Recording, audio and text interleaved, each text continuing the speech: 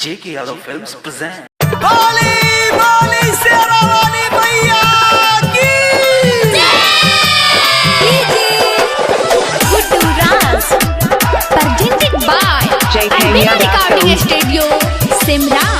लाल चुनरी लगाए लो मैया तोहरा दुआरिया में है गे मैया तोहरा दुआरिया में सुनने मैया तोहरा दुआरिया में सबसे पहिने पूजा करब माँ 3 बजे भोर हरिया में सबसे पहिने पूजा करब माँ 3 बजे भोर हरिया में सबसे पहिने पूजा करब माँ 3 बजे भोर हरिया में बोली बोली थावे वाली मैया की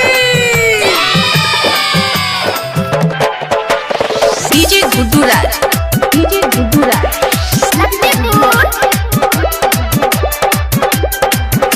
J.K. Yadav Films. लगल भीड़ रहै छ मैया तोहरे दुआरिया में हे गई तोहरे दुआरिया में सुनने तोहरे दुआरिया में सबसे पहिने पूजा करब माँ 3 बजे भोर हरिया में सबसे पहिने पूजा करब माँ 3 बजे भोर हरिया में सबसे पहिने पूजा करब माँ 3 बजे भोर हरिया में राज वाली सच्चा दरबार की DJ Guddu Raj, DJ Guddu Raj. J.K. Yadav Films.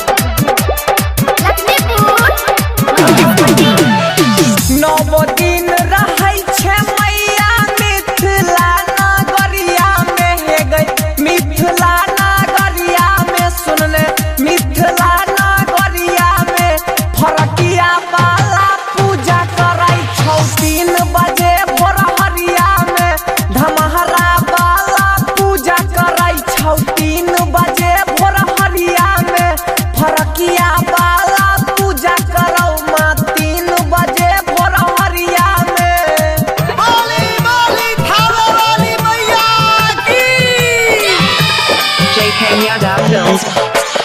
DJ Guddu Raj, DJ presented by Albina Recording Studio, Simran.